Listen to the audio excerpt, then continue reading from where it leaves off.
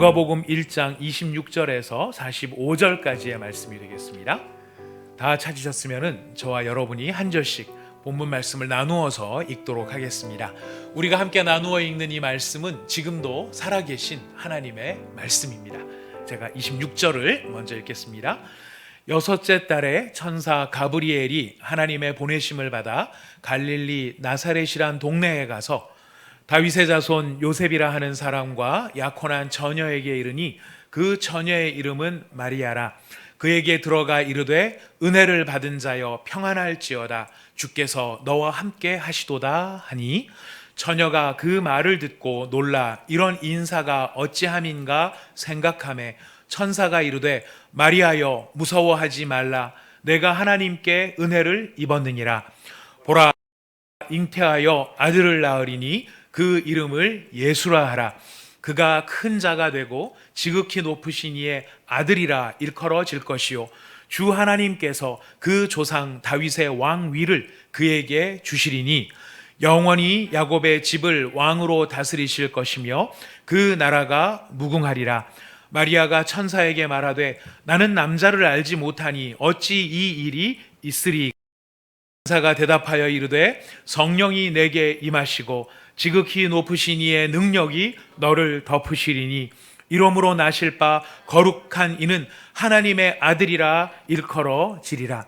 보라 내 친족 엘리사벳도 늙어서 아들을 배었느니라. 본래 임신하지 못한다고 알려진 이가 이미 6달이 되었나니 대저 하나님의 모든 말씀은 능하지 못하심이 없느니라. 마리아가 이르되 주의 여종이오니 말씀대로 내게 이루어지이다 하매 천사가 떠나가니라. 이때에 마리아가 일어나 빨리 산골로 가서 유대 한 동네에 이르러 사가랴의 집에 들어가 엘리사벳에게 문안하니 엘리사벳이 마리아가 문안함을 들으매 아기가 복중에서 뛰노는지라.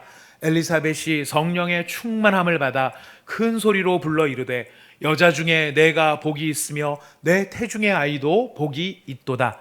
내 주의 어머니가 내게 나아오니 어찌된 일인가. 보라 내 문안하는 소리가 내 귀에 들릴 때에 아이가 내 복중에서 기쁨으로 뛰놀았도다. 주께서 하신 말씀이 반드시 이루어지리라고 믿은 그 여자에게 복이 있도다. 아멘. 우리 사랑하는 성도 여러분, 하나님의 은혜 안에서 우리가 다시 예배의 자리 가운데 주님 앞에 섰습니다. 지난 한 주간도 우리를 인도해 오신 하나님께 감사드리며 우리 서로를 축복하는 시간을 잠시 갖도록 하겠습니다. 하나님께서 당신을 지켜주시고 은혜 주시고 평강 주시기를 원합니다. 함께 인사하겠습니다.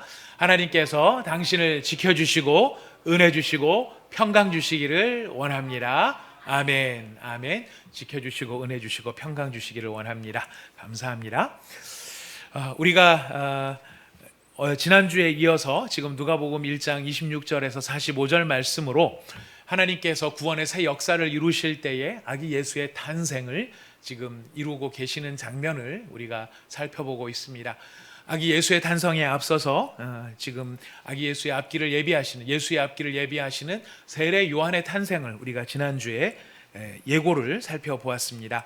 사가랴와 엘리사벳에게 가브리엘을 통해서 하나님이 말씀하셨을 때에 하나님 앞에서 의롭게 사는 인생이 얼마나 복된 인생인지, 그 삶이 얼마나 중요한지, 그리고 그렇게 하나님 앞에서 의롭게 살아가는 인생이라 할지라도 예수님을 우리가 항상 의지하지 않으면 우리가 어떻게 실족할 수 있는지, 그래서 우리가 항상 예수님을 붙들어야 하는 것의 중요성을 살펴보았습니다. 그리고 하나님께서 어떻게 그들의 수치와 그들의 부끄러움을 물리치시는지, 성도를 사랑하시는 하나님께서 어떻게 성도의 수치와 부끄러움을 물러가게 하시는지를 살펴보았습니다. 이제 그렇게 사가랴와 엘리사벳에서 찾아갔던 이 가브리엘이 6개월 만에 이제 마리아를 찾아옵니다. 6개월 지난 다음에 마리아를 찾아와서 예수님의 탄생을 알려주는 장면, 오늘의 본문의 말씀인데요. 우리가 오늘 이 본문의 말씀을 통해 하나님의 영광과 그 능력을 경험할 수 있는 참 믿음의 사람의 모습은 어떠한가, 어떠한 믿음의 사람이 하나님의 영광과 그 능력을 경험할 수 있는가 하는 것을 오늘 이 말씀을 통해 우리가 살펴보려고 합니다.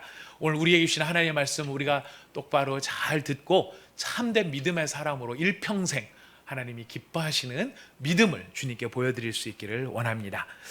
이 가브리엘이 사가랴에도 찾아가고 마리아에게도 찾아가는데요, 이 본문 말씀이 어떻게 보면 굉장히 유사한 것처럼도 보이지만 자세히 살펴보면 참 다른 면도 많이 있는 것을 보게 됩니다. 우선 우리 사가랴와 마리아의 이 가브리엘과 대화를 나누는 사가랴와 마리아의 이야기를 한번 찬찬히 살펴보면은요, 우선 사가랴는 남자고 마리아는 여자입니다. 이게 뭐 당연히 사가랴 남자고 마리아는 여자지, 네, 그렇게 이해할 수도 있습니다만은 우리가 구약의 성경에 보면은 구원의 굉장히 중요한 메인스트림은 남자를 중심으로 쭉 이어지는 것 같습니다.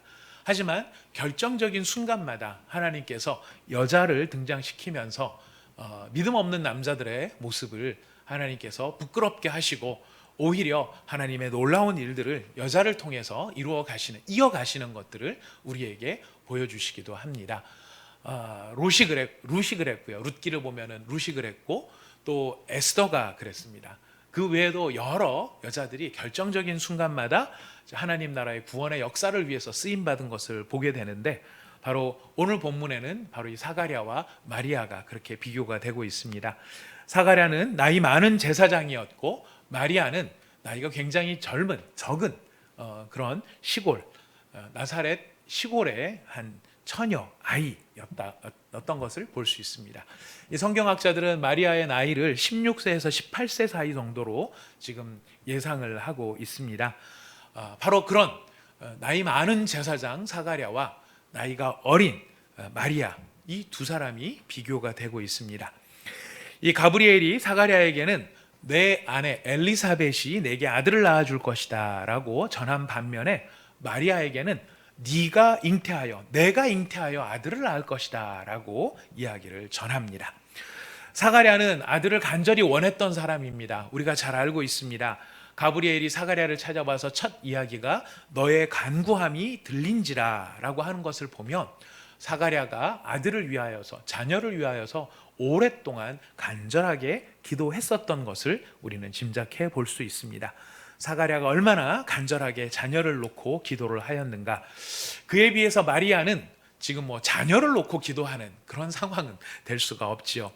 아직 요셉, 다윗의 자손인 요셉과 약혼은 했지만 정식으로 결혼하지 않은 처녀의 입장에 놓여 있는데, 시집도 안 간, 결혼도 안 한 여자가 아들을 구하여서 기도한다는 것은 사실 일이 격에 맞지 않는 이야기가 될 것입니다. 사가랴는 아들을 원하는 사람이었고 마리아는 아들에 대해서는 아직 생각이 없는 이런 형편인 것도 비교가 됩니다. 또 사가랴는 그렇게 해서 아들을 낳으면은요, 굉장한 축복, 굉장한 복을 받은 사람이 되는 것입니다. 본인도 정말 아들을 낳은 기쁨이 가득할 뿐만 아니라 이 사가랴와 엘리사벳을 아끼고 사랑하는 주변의 모든 사람들이 함께 기뻐하고 함께 즐거워할 만한 참으로 행복한 일이 됩니다만은, 마리아의 입장에서는 지금 아들을 낳는다, 지금 형편에서 아들을 낳는다, 이거는 복이 될 수가 없는 것이죠. 사실은 굉장히 복은 고사하고 굉장히 심각한 문제가 될 수밖에 없을 것입니다. 온갖 구설수에 다 오를 수밖에 없고요, 비난과 정죄를 당할 수밖에 없고, 심지어는 심각하게 따지면 자칫 목숨을 잃을 수도 있는 굉장히 위험한 상황이 마리아가 아들을 낳는 것입니다. 같은 아들을 낳는데 한 사람에게는 복이 될 수 있지만 한 사람에게는 굉장한 위험이 될 수 있는 이 상황에 가브리엘은 등장하여서 하나님의 말씀을 따라 사가랴에게도 아들 약속을 하고 마리아에게도 아들 이야기를 하는 것입니다. 이렇게 아들 이야기를 했을 때 엘리사벳이 내게 아들을 낳아줄 것이다 라고 했었을 때 사가랴는 뭐라고 반응을 하느냐면, 내가 이것을 어떻게 알리오 라고 이야기합니다. 내가 이것을 어떻게 알리오? 이게 무슨 뜻이냐면, 이제 사가랴 입장에서는 아들을 낳는 것, 자식을 낳는 것 자체가 이미 사가랴 입장에서는 불가능한 상황이 되어졌습니다. 엘리사벳이 원래 아이를 낳을 수 없는 조건을 가진 여자였고, 만약 엘리사벳이 그런 조건이 생긴다 하더라도 사가랴가 나이가 들었기 때문에 이제 우리 부부 사이에서는 더 이상 아기가 낳을 수 없는 상황인데 지금 아기를 주시겠다고요? 이 불가능한 일을요? 이 불가능한 일을 제가 어떻게 알겠습니까? 무슨 말이냐면 징조를 보여주십시오. 이 불가능한 일이 이루어질 이 증표를 보여주십시오라고 지금 가브리엘에게 이야기를 하는 것입니다. 그에 비해서 마리아는 뭐라고 말을 하느냐면은 네가 아들을 낳을 것이다. 네가 아들을 잉태하여 아들을 낳을 것이다. 그랬더니 마리아는 어찌 이 일이 있으리까? 달리 표현하면 어떻게 이런 일이 있을 수 있을까요? 라고 질문을 하는 것입니다. 증표를 요구하는 것이 아니라 의심해서의 문제가 아니라 지금 내가 남자를 알지 못하는데 내가 결혼을 하지 아니한 처녀인데 결혼도 아니한 내가 어떻게 아이를 낳을 수 있을까요?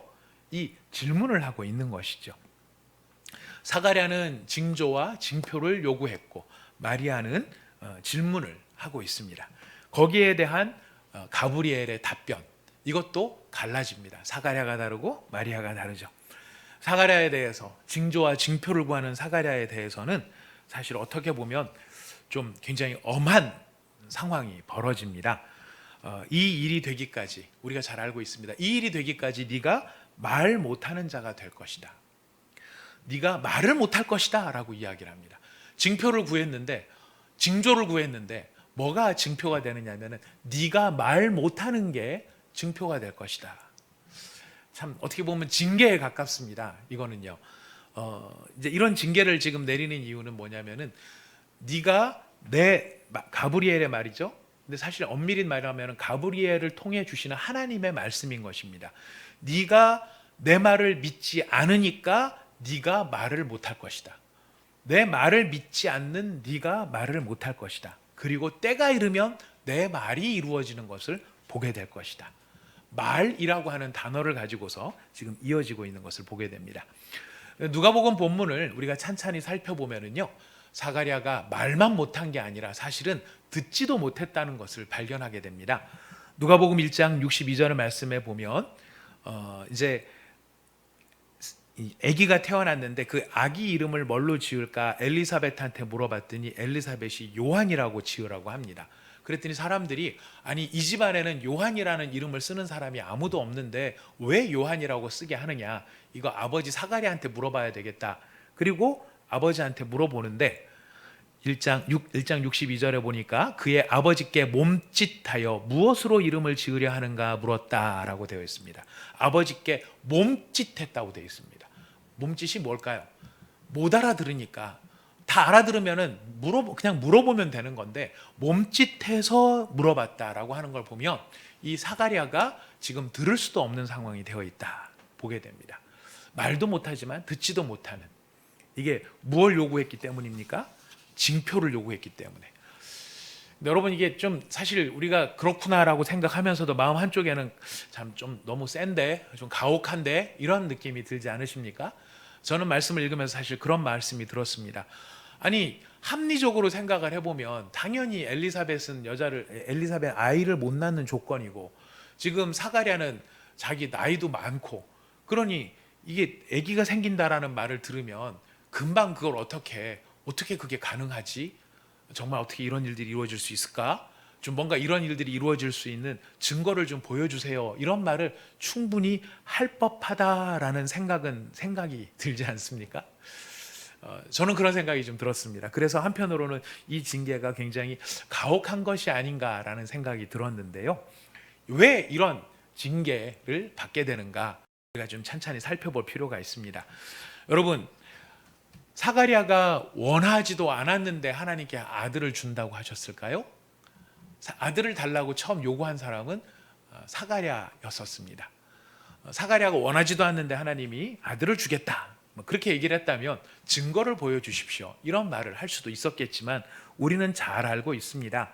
사가랴가 얼마나 간절하게 얼마나 오랫동안 아들을 달라라고 기도했는지 모릅니다.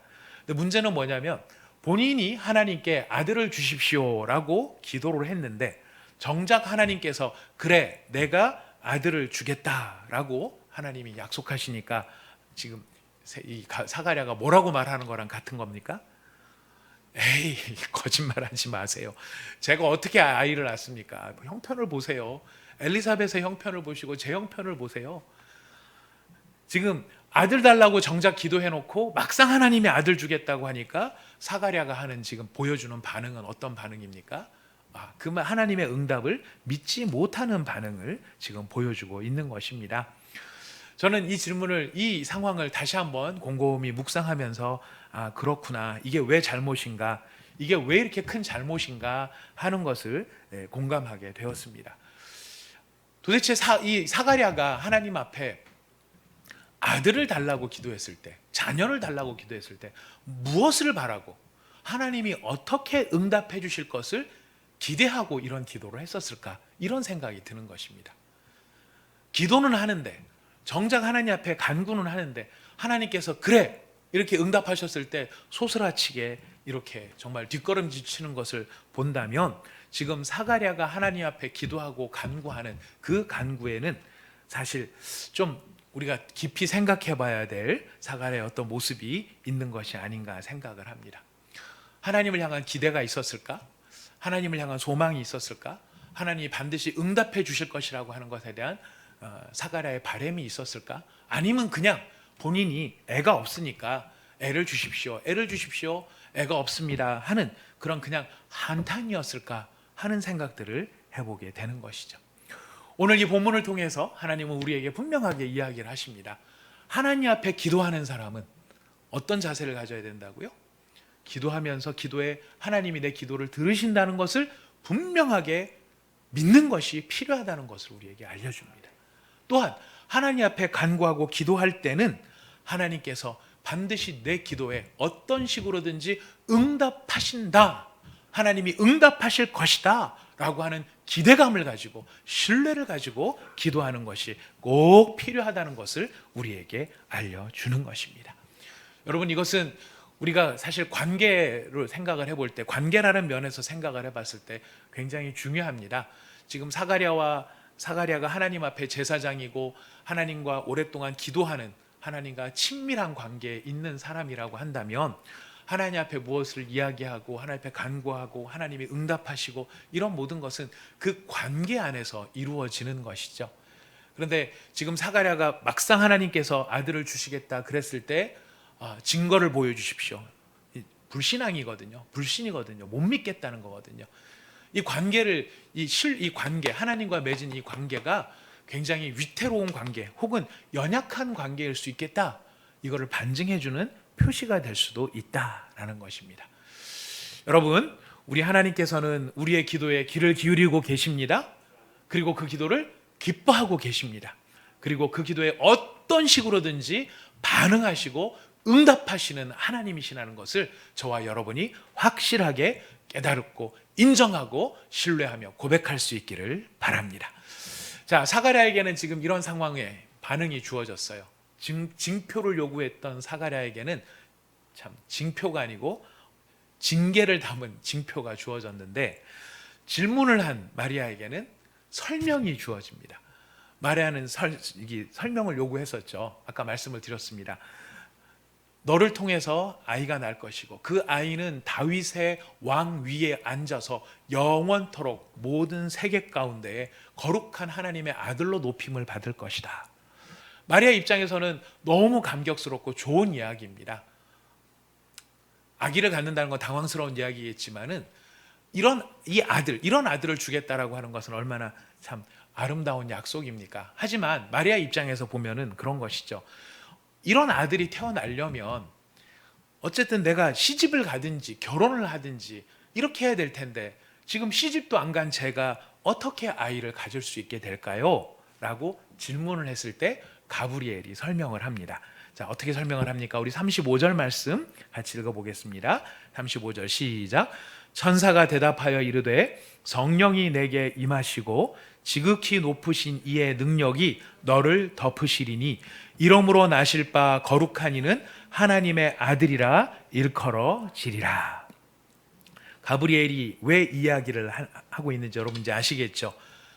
지금 마리아에게 설명을 해주는 것입니다. 네가 남자를 알지 못하고 네가 결혼을 안 했지만 그럼에도 불구하고 아이를 갖게 될 수 있는 그 능력, 그 이유가 어디에 있느냐?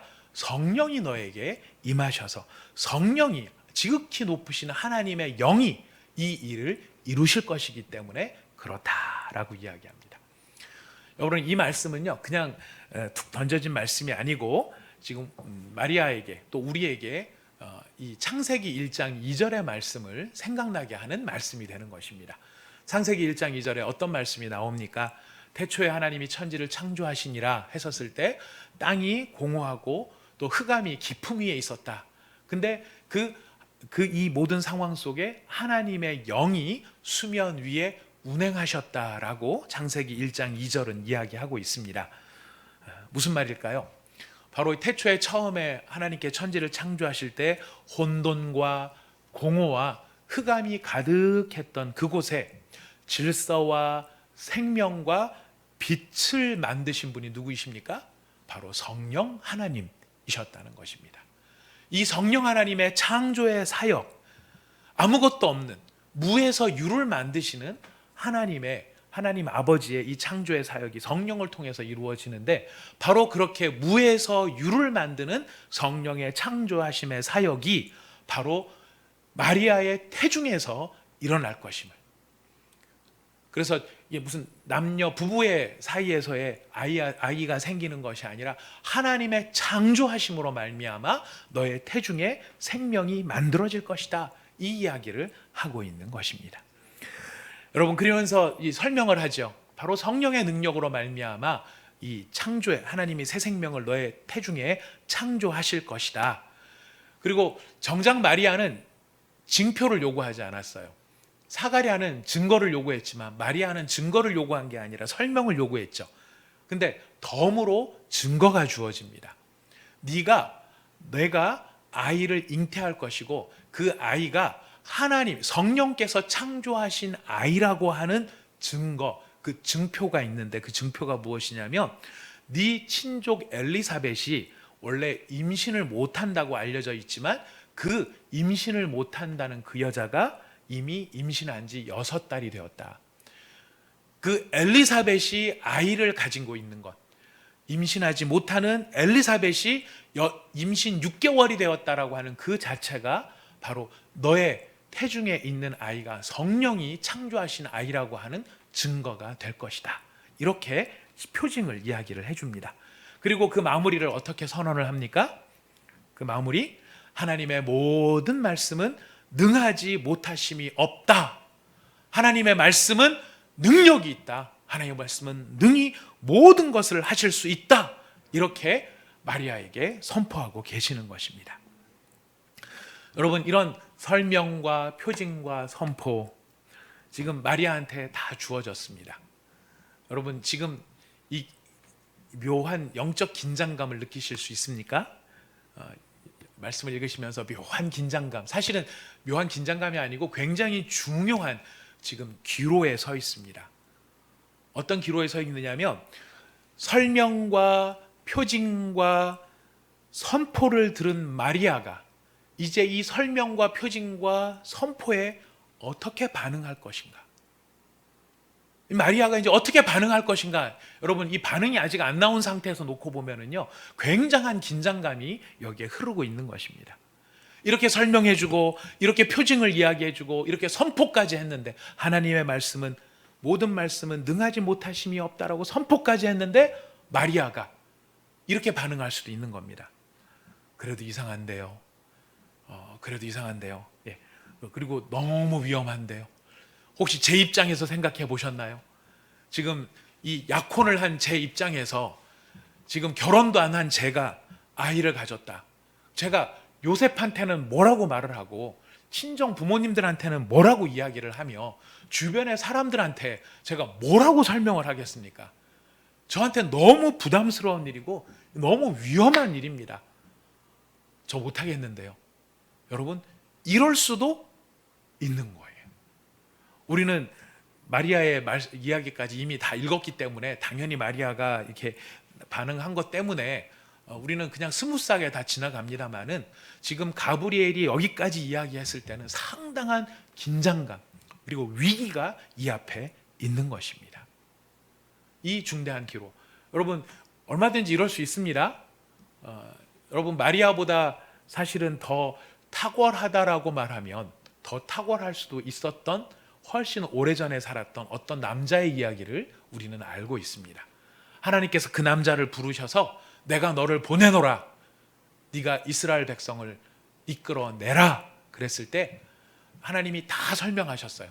마리아한테 이야기해 준 것과는 비교가 안 될 만큼 굉장히 긴 이야기를, 엄청나게 많은 기적까지 보여주시면서 그 남자한테 이제 가라, 내가 너와 함께 하겠다. 근데 그 남자가 뭐라고 대답했죠? 딴 사람을 보내소서, 보낼 만한 자를 보내소서. 우리가 잘 아는 모세의 이야기입니다. 하나님이 설명도 하시고 표징도 보여주시고 선포도 하셨습니다. 입을 만든 자가 누구냐? 이런 얘기까지 하셨어요. 그런데도 모세는 뭐라고 얘기합니까? 저는 못 갑니다. 긴장감이 있는 것이에요. 마리아도 지금 이런 하나님의 놀라운 구원의 사역이 이루어질 것인가 말 것인가, 이 중대한 귀로 속에, 이 중대한 갈림길에서 마리아가 이렇게 반응을 합니다.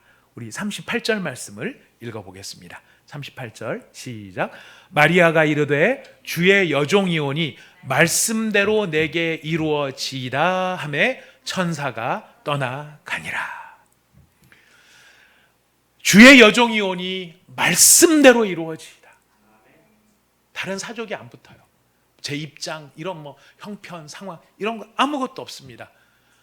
가브리엘의 설명, 가브리엘의 얘기해주는 징표, 그리고 하나님의 말씀은 능하지 못하심이 없다라고 하는 이 가브리엘의 선언 앞에서 마리아는 주의 여종이오니 말씀대로 내게 이루어지리이다.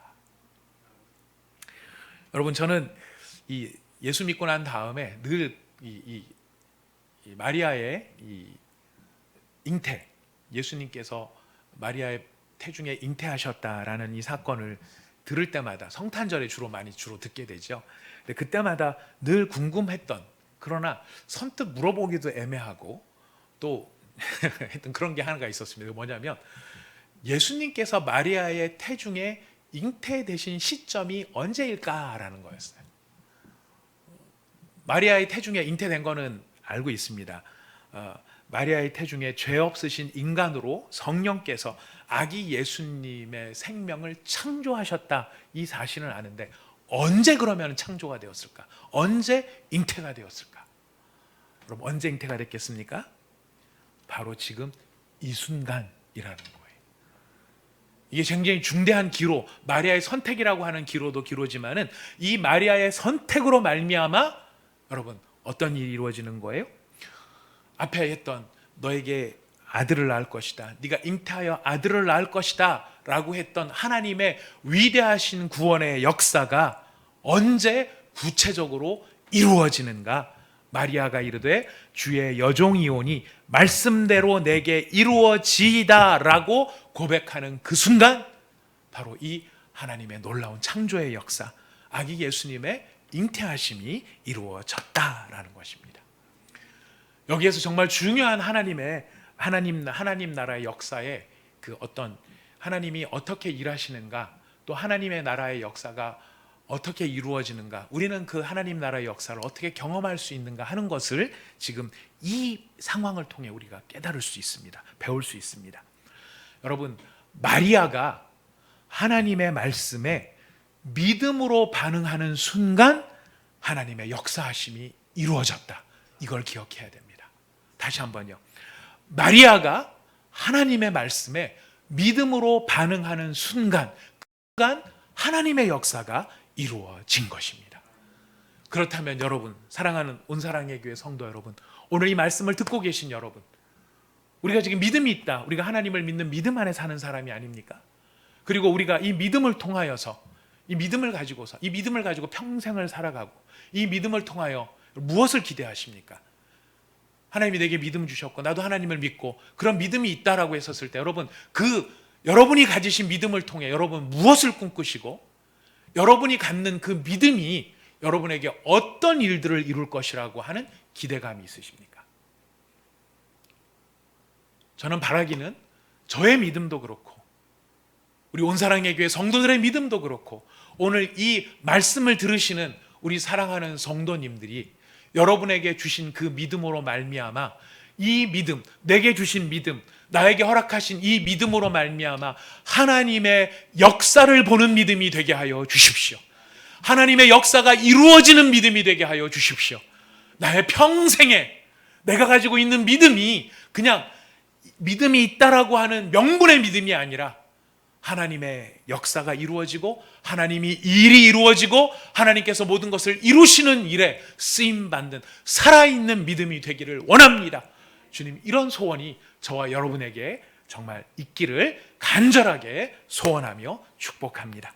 여러분, 그런 믿음이 되려면 어떻게 해야 될까요? 오늘 마리아의 모습이 우리에게 보여주는 것입니다.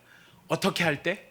하나님의 말씀에 우리가 믿음으로 반응할 때, 하나님의 말씀을 듣고 그 말씀을 알고, 제가 참 착각을 한 게 하나가 있었습니다. 제가 제자훈련, 사역훈련 뿐만 아니라 앞에 또 여러 가지 소그룹을 인도하기도 하고 청년부 때부터 시작해서 그 전부터 이제 전도사, 강도사, 목사, 또 이 교회에서 조교회에서 사역을 하면서 제가 이제 성경 말씀을 가르치는 일들을 많이 했었습니다. 자, 그랬을 때 성경 말씀을 막 가르치고 이 말씀이 이런 뜻이고 하나님이 이렇게 합니다. 그랬을 때 그렇군요.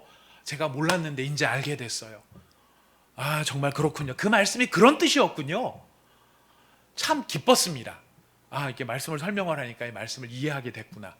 근데 제가 큰 오해와 착각을 하고 있었어요. 그게 뭐냐면 그렇게 설명을 해서 이게 그런 뜻이군요 하는 것을 저는 그게 믿음인 줄 알았어요. 그게 착각이었어요. 그냥 그거는 이해했다는 뜻이에요. 이해했다는 뜻이지 그 이상도 그 이하도 아니었습니다. 제가 너무나 착각을 했던 게 뭐냐면 이렇게 말씀을 풀어주고 말씀을 설명해주고 그렇구나, 그게 그런 뜻이구나, 처음 알았습니다, 이제 분명히 알았습니다. 그럼 정말 분명히 알고 그렇게 알았으면 저는 그렇게 믿는 건 줄 알았어요. 근데 그거는 그냥 이해했다는 뜻이지 믿음은 아니더라고요. 믿음은 반응이에요. 믿음은 그 깨달음에 걸맞는 반응이 믿음이에요. 하나님의 말씀에 대해서 우리가 믿음으로 반응할 때, 여러분, 그 믿음의 반응이 하나님 나라의 역사를 이루는 것입니다. 우리에게 이렇게 반응할 수 있는 믿음이 있기를 원합니다. 여러분, 이때 아이가 잉태되었다라는 것, 이 마리아의 하나님의 말씀에 대한 마리아의 믿음의 반응이 예수님의 생명의 창조의 순간이 되었다는 것, 여러분, 그 증거의 말씀이 이제 1장 39절부터 뒷부분에 우리가 읽은 본문에 나옵니다. 마리아가 믿음으로 반응하자 가브리엘이 이제 떠나갑니다. 소임을 다했으니까 떠나가는 것이죠. 가브리엘이 떠나자마자 마리아가 어떤 행동을 하느냐, 1장 39절에 보니까요, 이때에 마리아가 일어나 빨리 산골로 갔다. 산골, 누가 사는 곳일까요? 엘리사벳이 사는 곳이에요. 이 엘리사벳에 사는 곳에 마리아가 지체하지 않고 즉시 움직입니다. 뭘 기대하고 있는 걸까요? 가브리엘이 준 표징을 기대하고 있는 거예요. 엘리사벳이 아기를 가졌다고? 엘리사벳이 아기를 가진 걸 확인하면은 지금 마리아가 뭘 확인할 수 있는 걸까요? 내가 지금 결혼도 하지 아니한 처녀, 동정녀이지만은 지금 이 말씀이 맞는 말씀이구나.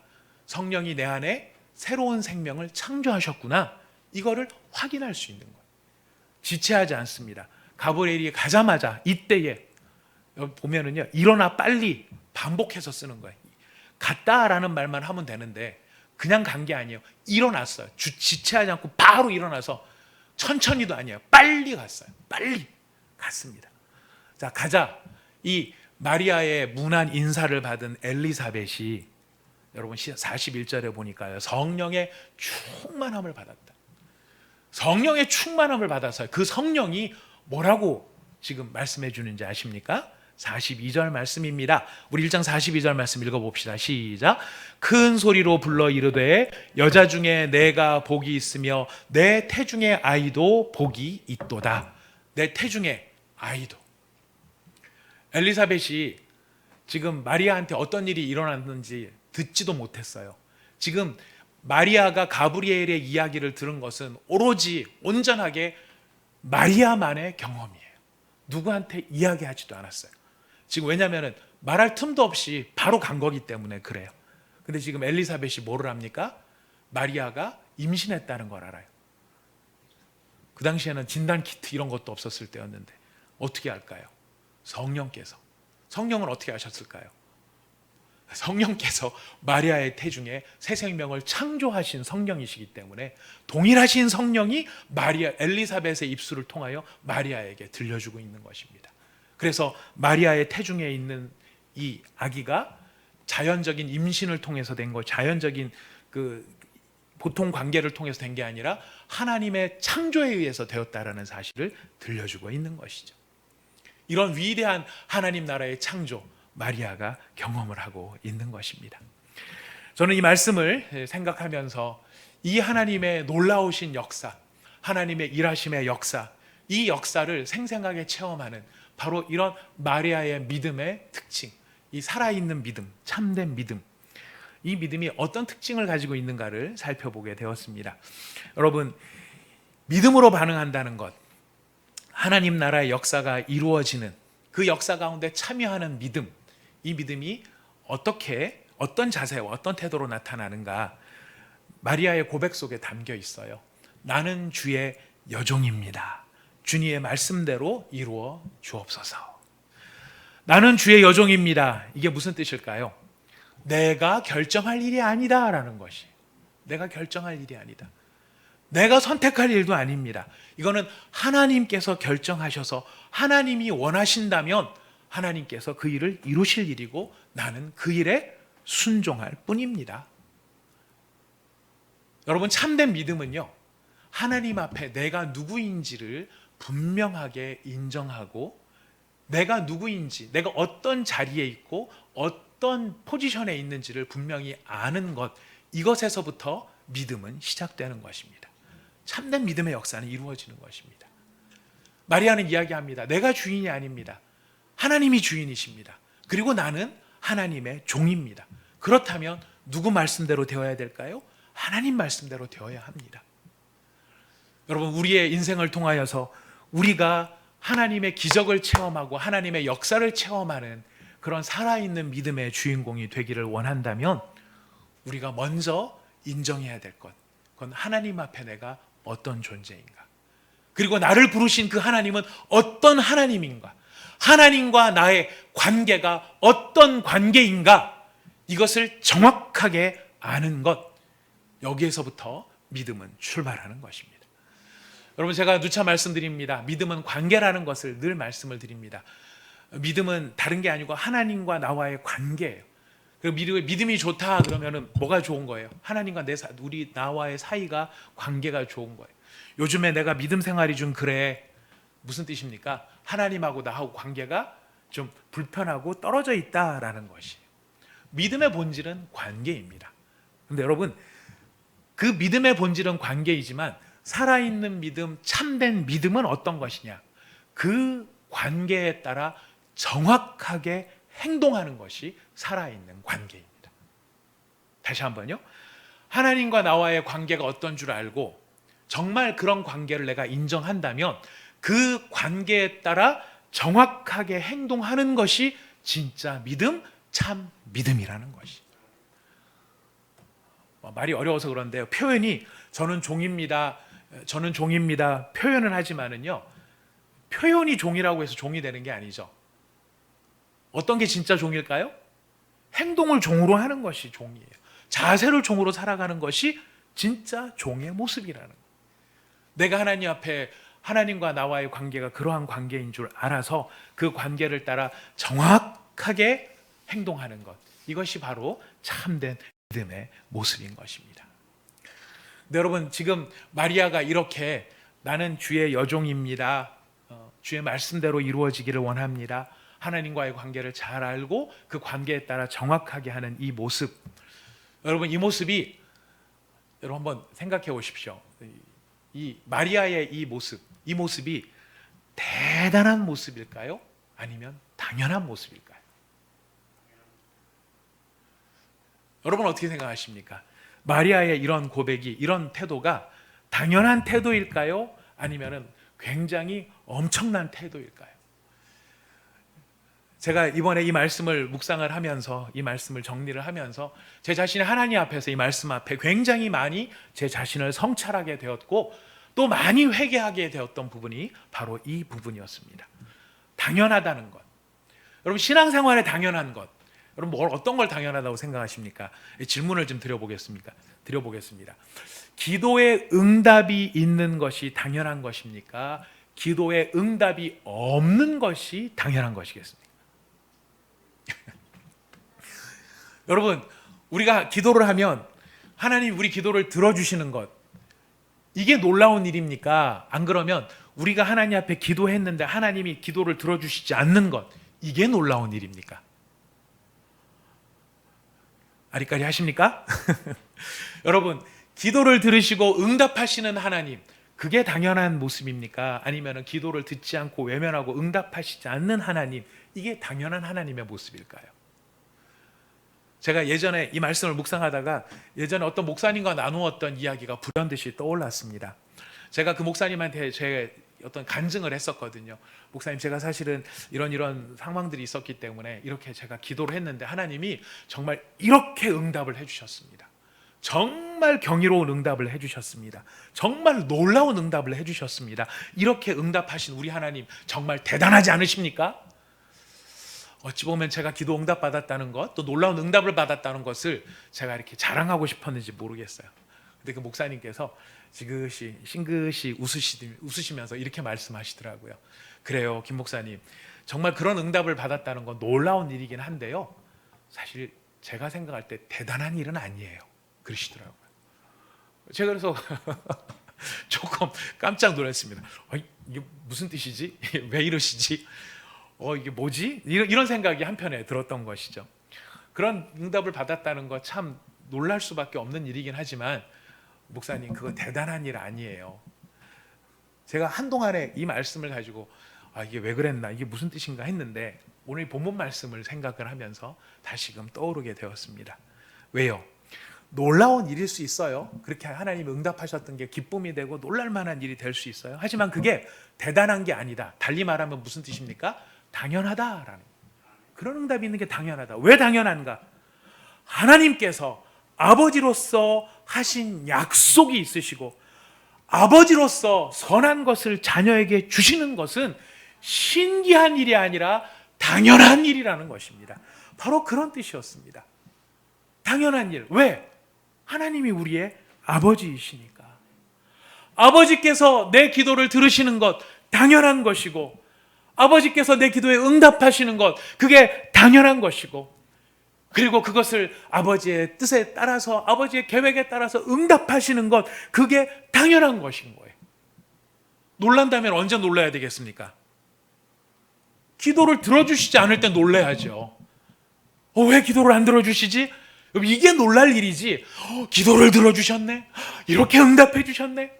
여러분, 이거 놀랄 일이긴 하지만 기억하셔야 됩니다. 당연한 일이라. 당연한 일이라. 여러분, 하나님께서 아버지로서 이렇게 응답하시는 게 당연한 일이라고 한다면요, 우리는 또 다른 당연함이 있어요. 그게 뭐냐면, 아버지가 자녀들에게 선하고 좋은 것을 주시는 게 당연한 것처럼, 자녀가 아버지를 기뻐하고 아버지께 순종하는 것 또한 당연한 일이라고 하는 것입니다. 여러분, 하나님을 향해 의심하고 하나님을 두려워하는 게 당연한 것입니까?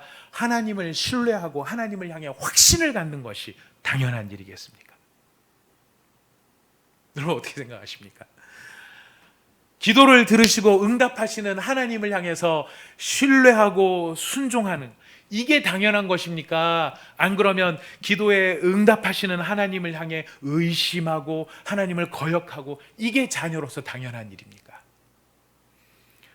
기도를 들으시는 하나님, 내게 좋은 것을 주시는 하나님, 아버지로서 당연한 것처럼 우리가 아버지의 뜻을 기뻐하고 아버지의 뜻을 즐거워하고 그 뜻에 순종하는 것 또한 사실은 자녀로서는 당연한 일이다. 당연한 일이다. 여러분, 그게 당연하신 줄 마음에 확신하시기 바랍니다. 당연한 일입니다.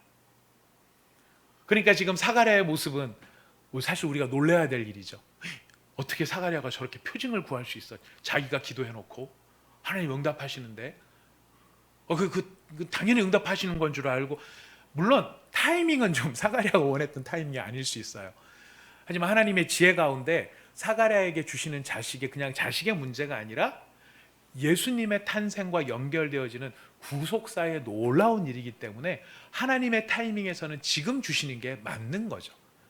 그런 면에서 사가랴의 타이밍과 안 맞을 수는 있을지 몰랐어도 적어도 하나님 앞에 자식을 달라고 기도한 사람이라면 자식을 주겠다 그랬었을 때 당연히 주시는구나, 아멘, 그렇게 할 수 있어야 되는 것, 바로 그 얘기를 하고 있는 것입니다. 그렇다면 마리아의 이 응답, 주의 여종이 오니 주의 말씀대로 되기를 원합니다, 이 응답이 특별한 반응이겠습니까? 당연한 반응이겠습니까? 당연한 반응. 할렐루야. 여러분, 우리의 반응이 이런 반응이 될 수 있기를 원합니다. 우리의 믿음이 이런 믿음이 될 수 있기를 원합니다. 우리가 하나님과 우리와의 관계가 이런 당연함과 당연함이 맞부딪혀져서 우리 하나님이 이루시는 놀라운 구원의 역사가 우리의 삶 속에서 매일매일 기적처럼 경험되어지는 기적이 당연한 인생이 될 수 있기를 축복합니다. 사랑하는 여러분, 당연히 기도에 응답해 주시는 하나님과 당연히 하나님을 향해 기쁘게 순종하는, 응답하시는 하나님, 순종하는 우리, 아버지이신 하나님, 자녀인 우리, 이렇게 두 가지가 맞물려 들어가면서 빚어내는 신기한 일들이 우리의 일상의 매일이 될 수 있고, 그 신기한 게 특별한 것이 아니라 당연한 것이 될 수 있는 자리, 바로 그것이 살아있는 참된 믿음의 자리요, 하나님의 자녀가 누리는 권세요, 예수의 이름을 우리에게 주신 하나님의 복인 줄 믿습니다.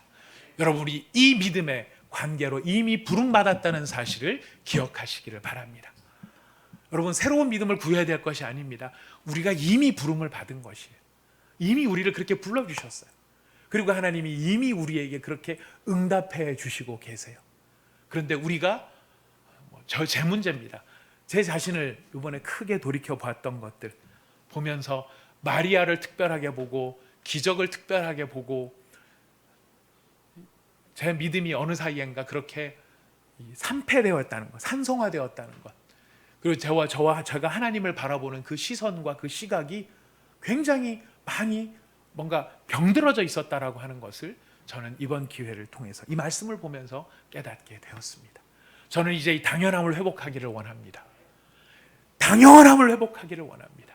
당연히 응답하시고 당연히 순종하는, 그래서 우리의 일상의 모든 삶이 하나님의 구원의 역사가 일어나는 기적의 삶이 되는 그 당연함을 회복할 수 있기를 저는 소원합니다. 여러분도 그 복을 받으시기를 바랍니다. 우리 모두가 이 복을 받기를 원합니다. 우리 온사랑의 교회가 이 복을 받을 수 있는 교회가 될 수 있기를 부탁드리겠습니다. 우리 함께 기도하겠습니다.